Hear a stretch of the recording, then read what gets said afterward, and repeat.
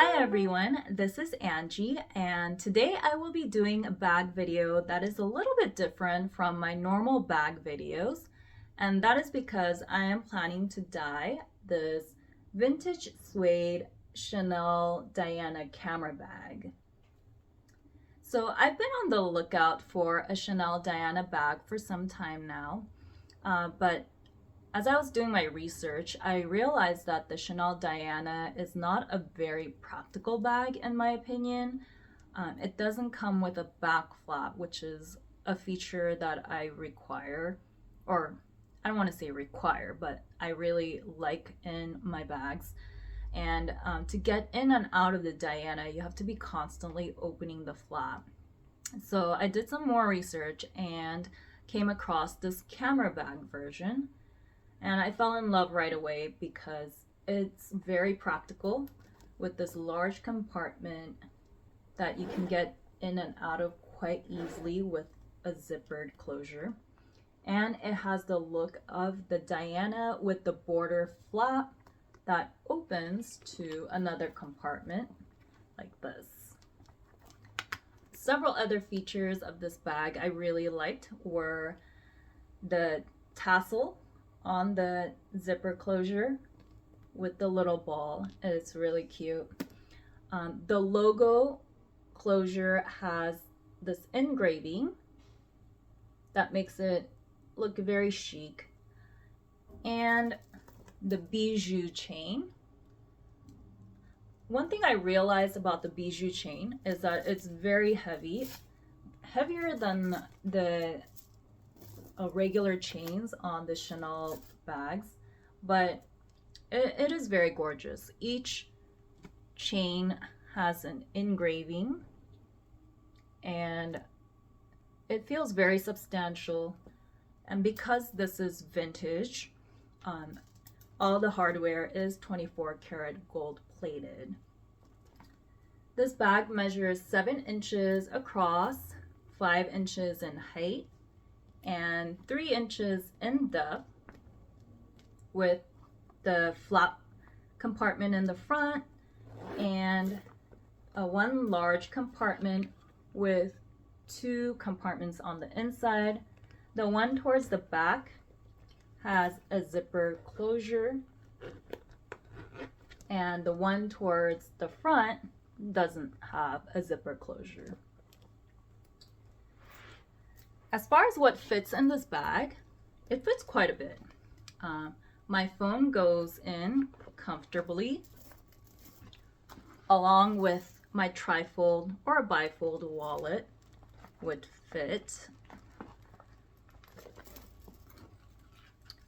My keys,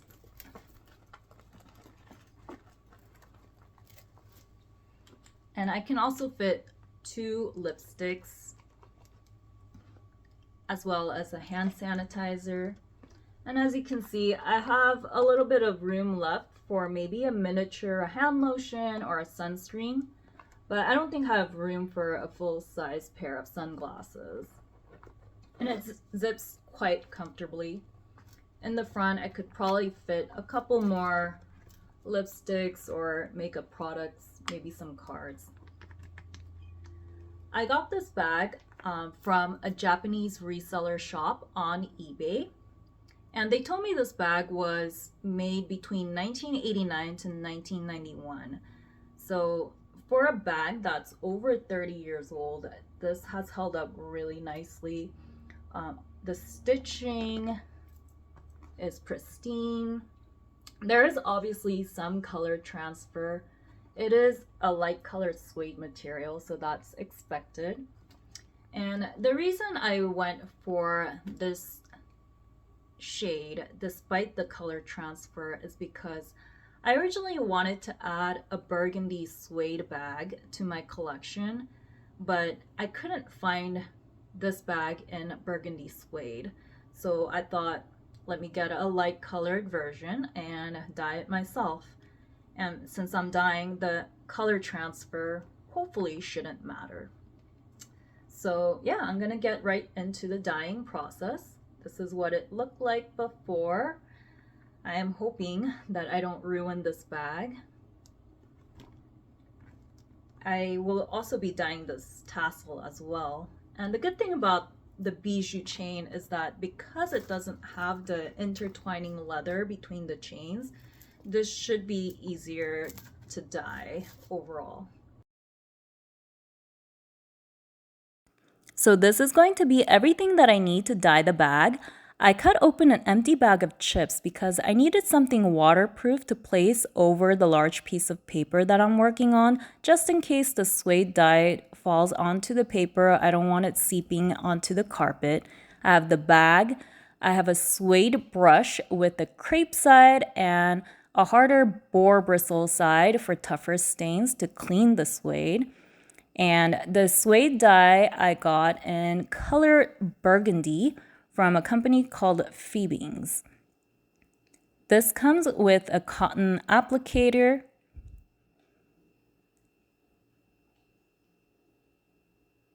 and the bottle of dye. I also have some thin brushes that I am going to use for the piping, as well as the smaller detailed areas that I can't reach with the cotton applicator. Some cotton swabs, and a stain remover just in case I get the dye onto the metal portions, and a pair of gloves so that I don't get the dye all over my hands. First, I started by cleaning the bag with the crepe side of the brush, which is much gentler, and for the tougher stains in the back, I used the boar bristle side of the brush.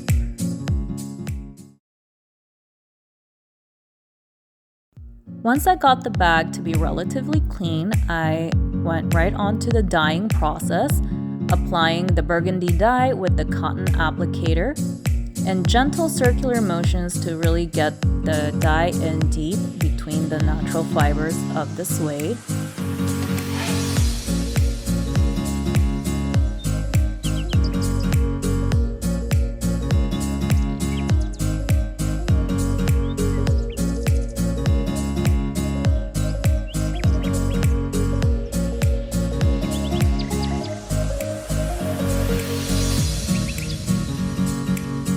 And because the cotton applicator is thick, when using it, I skipped the detailed areas around the hardware because I went in there with a thin brush instead to get all the crevices and make sure that it doesn't get all over the gold hardware.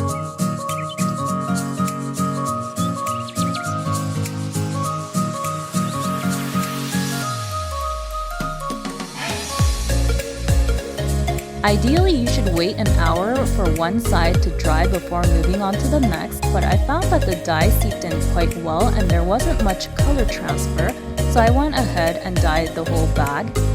The second time around, I took a thin brush to get into the threads between the quilts before taking a cotton applicator to reapply the dye. I also dyed the tassels with the cotton applicator, and I repeated this process 3 times. Alright, so I finished the dyeing process and waited about 9 hours for this to dry. It turned out really nice. I think I can wait a couple more hours before I start taking it out, but there's nothing transferring onto my hands at this point. And despite the initial discoloration on the suede, I think it turned out really well. The burgundy is quite uniform. I did 3 layers of the dye. One thing I did notice is that the piping didn't pick up the leather dye as well as the suede did, which makes sense because the dye that I got is specifically for suede. The tassel turned out pretty well as well. I might do another reapplication of the dye on the tassel and the piping just to give it a richer shade to match the suede. But yeah, overall, I'm really happy with it. 1 bottle was enough to cover this bag 3 times, and I still have a little bit left over if I want to go over the piping and the tassels. But I didn't dye the inside, so if I had done the inside as well, I wouldn't have any left over and I might need a second bottle. And next I will go into some mod shots with the bag. So the most common way to wear this camera bag is crossbody. And this way you have ease of access to the bag as well. Just open the zippered compartment to get in and out. Another way to wear it would be over one shoulder, which sits a little bit lower on the hip, but maybe this is more of a formal look. And those are the only real two ways to wear this, because if you try to hold it like so, it might drag on the ground depending on your height. For me to hold it as a handheld bag, I would have to double up the chain a bit like this. And there's no way to adjust the chain length because it's attached to the straps on the side and you can't pull the string in and out. So that was my quick review of this vintage Chanel Diana camera bag and the dyeing process that I did on it to make it a burgundy shade. If you have any questions about this bag or the suede dyeing process, please leave a comment or message me and I'll get back to you. Thank you so much for watching. Bye.